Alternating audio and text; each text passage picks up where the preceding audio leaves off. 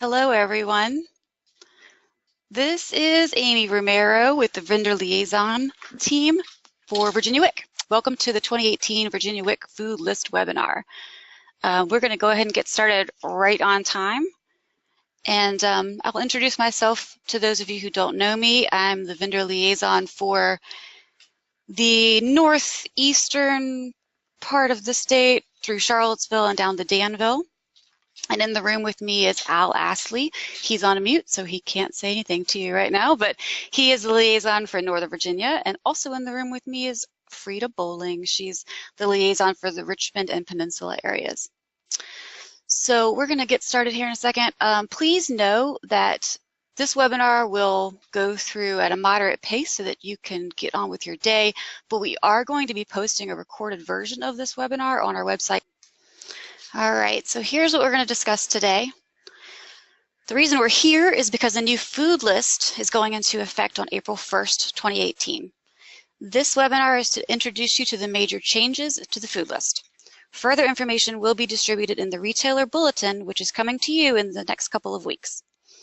On this slide, you'll see what we'll go over today. Basically, we're going to talk about the general changes, including terminology and newly added approved foods, as well as shelf labeling requirements that are changed, and we'll also have time at the end for Q&A and next steps. So this is the first thing you'll notice about the new food list. The cover is brand new also. This is what it'll look like. And please note that even though it says 2018 on it, the food list is good until a new one is released.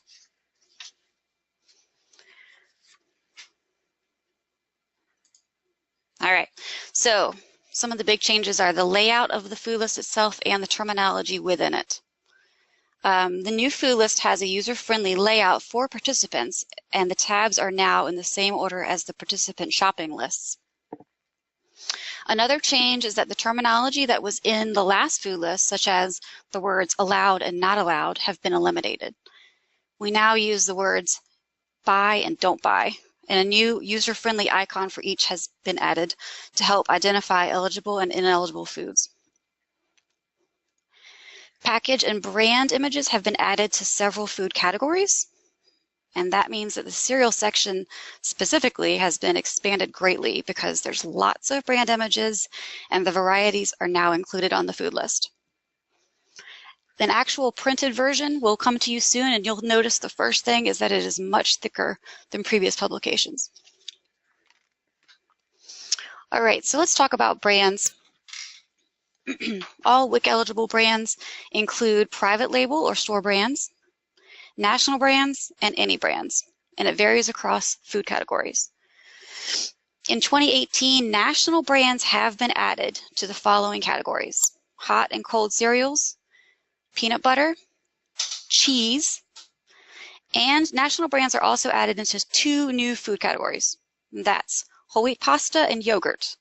Again, these are new food categories, whole wheat pasta and yogurt, and they also will include national brands. We're going to talk about those categories in detail during this presentation. The effective dates for all brands added and or deleted from the food list is April 1st, 2018. All right, so the first section is fruits and vegetables, and that's on pages 2 through 5. If you have the handout open, you can turn to that now. So fruits and vegetables is cash value benefits, and they're listed in the food list under 4 subsections. They are fresh fruits and vegetables on page 3, frozen fruits and vegetables on page 4, canned fruits on page 5, and canned vegetables on page 5. As a note, canned fruits and canned vegetables include other container types, not just cans. Now remember that there are some vegetables that may sound like legumes, but they aren't. These vegetables can be purchased using CVB. Some of those examples include things like green beans, snap peas, snow peas, sweet peas, and yellow beans. So here's one page from the food list from the fruits and vegetables section. The fruits and vegetables section is bigger than this. We're just going to use this as an example. You'll see at the top there, it tells you immediately the types of things you can buy. So that's what we were talking about earlier, the buy and don't buy icons. So check out the Don't Buy section of any of these areas to find restrictions.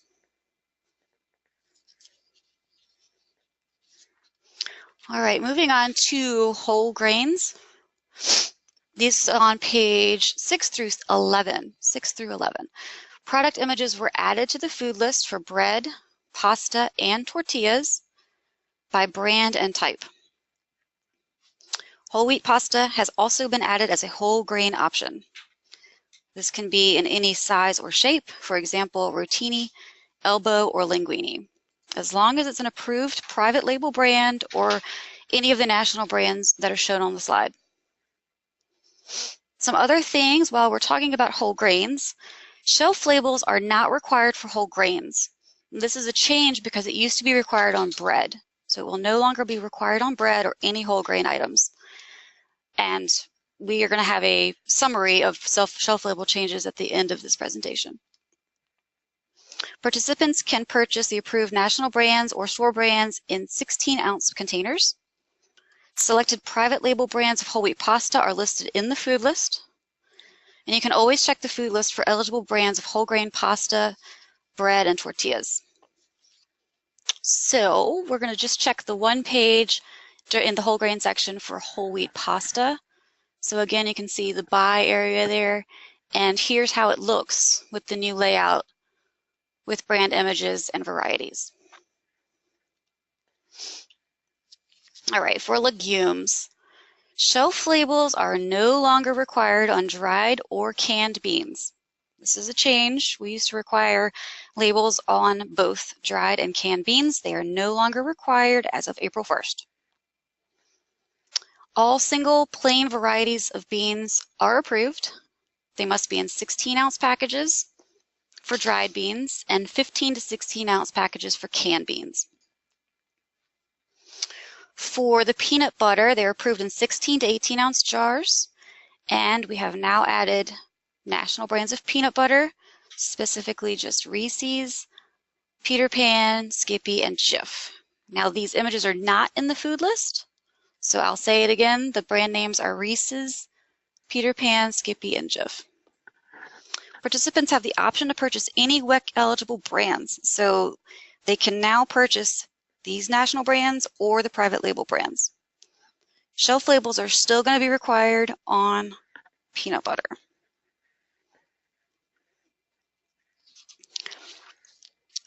And here's a sample for the legumes section of the food list.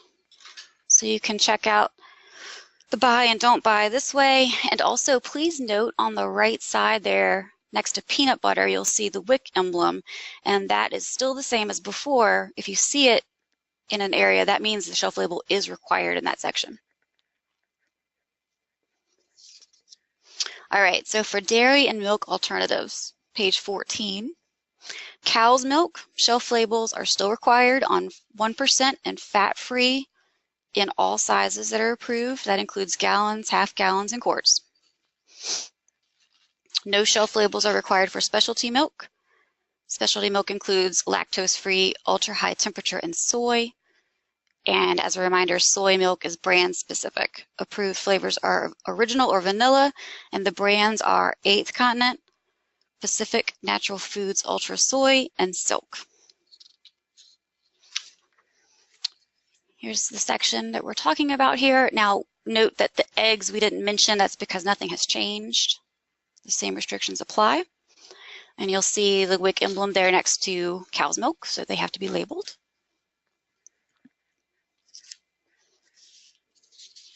All right, for yogurt and cheese. Again, yogurt is newly added. Store brands and selected national brands of yogurt have been added. That includes plain and vanilla flavors. And the national brands approved are Dannon and Yoplait.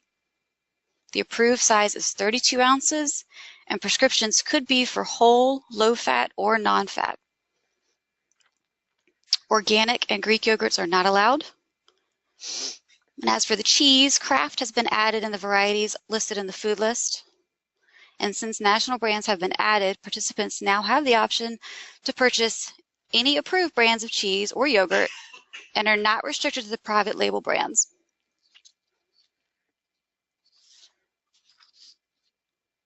And here is a sample from that section for you. There on the cheese, we talked about Kraft, and that's approved in block or sliced form. And there's the varieties listed there too. All right, for breakfast cereals, again, this is going to be a really big section now. It's pages 16 to 29. Private label brands are still authorized, and we've now added national brands. The national brands are there on the slide for you. Since national brands have been added, participants are not limited to the store brand. Cereal section now includes product images, and they're pictured by variety and type. Some products have been removed because they were discontinued or did not meet their nutritional standards. And the APL, which is the approved product list, has been updated to reflect discontinued products. You'll be able to access the updated APL in mid-March. The letter G in the cereal section of the food list identifies gluten-free cereals, and the wheat icon is used to identify whole wheat or whole grain cereal. Here is one page from the cereal section. So you'll see, because the images were added, it takes up a lot more space now. And there's the icons toward the top right of your screen there that I mentioned. All right, moving on to juice. Brand logos are now shown in the food list. Juice is listed by brand and not flavor. And not all flavors are approved for every brand. For example, Juicy Juice, the only flavors approved are apple, grape, and orange. And as a note, Welch's red grape juice is eligible, but it is not pictured in the food list. All brands of 100% unsweetened orange or grapefruit juice are approved in sizes 12 ounces for frozen or 64 ounces for shelf-stable or refrigerated. A sample from the juice section. Again, there's a label there, so it still has to be labeled. And you'll see all the brand icons there. Okay, for baby food is on page 33. No changes have been made to the infant cereal category. For baby food, 4 ounces is the approved container size for infant fruits and vegetables. The size combinations that participants can purchase are here listed on the slide. Participants cannot purchase the 2.5 or 3.5 ounce twin packs of baby foods because the total container would exceed the 4 ounce size. They won't scan if you try it. Stage 1 2 ounce twin packs have been added to the APL. And just as a side note, 2.5 ounce size is only approved in infant meats, which is only prescribed to breastfeeding moms. Here's your sample from the food list here of infant food. You can see that the whole food list is laid out very similar throughout, with the buy and don't buy sections there, and shopping tips for the participants. Okay, so I promised a list of the new shelf label requirements. Here it is. This again is in effect on April 1st, 2018. And the labeling requirement does apply to any private or national brand items that are approved. So you'll see labels are required for milk, yogurt, cheese, breakfast cereals, frozen and liquid juice, and peanut butter. And this means that labels are no longer required for whole grain bread, dry beans, or canned beans. Although it's not required, you may consider using shelf labels for eligible brands of bread, corn tortillas, whole wheat tortillas, and brown rice. And if your store uses the green, wholesome, informed choices label, like the ones that are on the screen right now, the little green labels, if you use those at your store, you should order a supply from us to ensure you have enough on hand. And you can order those by going to our website and using the supply request form. It's a web form that you can easily fill out and we'll get quickly and can get it out to you easily. We're going to have the link to the website on the next slide. The following stores are approved to use customized labels, which are ordered within your own company. That includes Farm Fresh, Food Lion, Giant and Martin's, Kroger, KVAT, Lowe's, Publix, and Walmart. If you have your own internal labels, you would contact your people internally to order those. And as a note, all eligible brands count toward the minimum stocking requirement. So, for example, if there's no store brand of sliced American cheese available, but Kraft American cheese is available, it does count towards your minimum stocking requirement. All right, so here's the link to our website. That's where you can get to the supply request form. That's where you can get the new APL. Again, that's the approved product list. That'll be available mid-March, and that will include UPCs of all of the new items added. As a reminder, it's good business practice to continually update your point of sale systems to ensure you're current on all eligible foods at all times. If you're unsure about a product, check the APL on our website before contacting the UPC coordinator. I'm going to leave this up for a tick so you can write that down if you need it.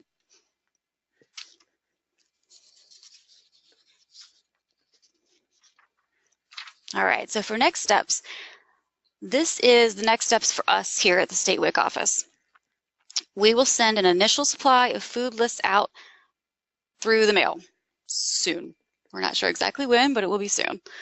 We'll post the new APL with UPCs and new shelf label guidelines on our website, along with a recorded webinar like this one for future reference. And as a tip from our fearless friend here, Al Astley, he wanted me to let you guys know that on the APL, it'll be an Excel file. And when you're looking for specific products, you can use the filtering function to find the product more easily. All right, around mid-March, we'll post a recording and a list of parking lot and frequently asked questions to our website. And we'll also have a list of those UPCs that were added and removed. You'll also receive a retailer bulletin soon, which will include a quick reference and guide, and it will show those changes that have been made. Retailer next steps are here. So identify the food changes that have been made. You may want to look through the food list more closely, and remember to check the APL for specific UPCs. Notify your point of sale provider to update your system with APL daily. And remember, the effective date for activation of the new UPCs is April 1st, 2018. You should be training your cashiers on changes to the 2018 food list and remind them to scan items and report problems.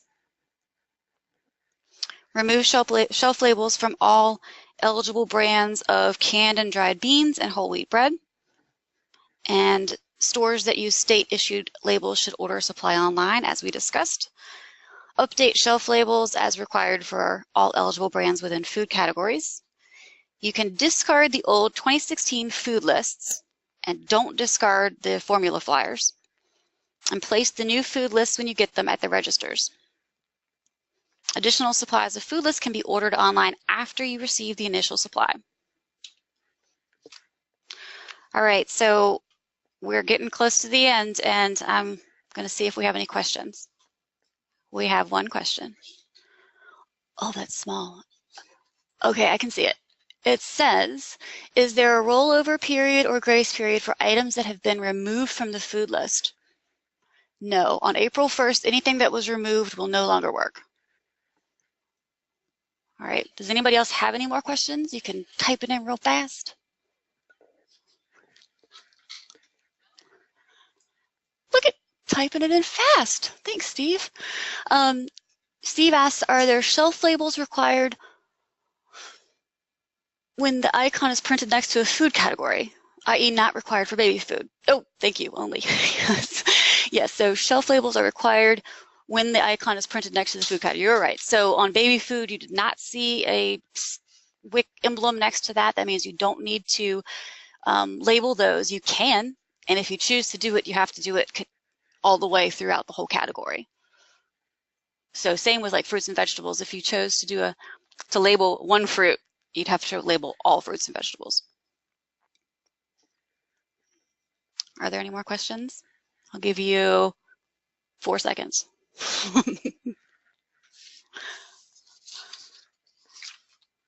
All right, we are almost done. This says it concludes, but there's actually one more slide after this, so don't go away. This is the email address that you can use. If you have questions after this presentation, go ahead and jot that down if you don't already have it somewhere. All right. Oh. Okay. Now here's your last slide for real. When I close out the presentation, you'll get an option to take a survey, and we ask that you take the 2 or 3 minutes it'll take to take it. It'll help us a lot in future presentations. We want to be able to provide you what you need, so please take a moment and complete that survey. You can also contact your assigned liaison directly after this presentation or whenever. If you have comments or questions or confusion, just let us know. So I'm going to close this, and then you guys will be able to take the survey, and we greatly appreciate it. This concludes our presentation.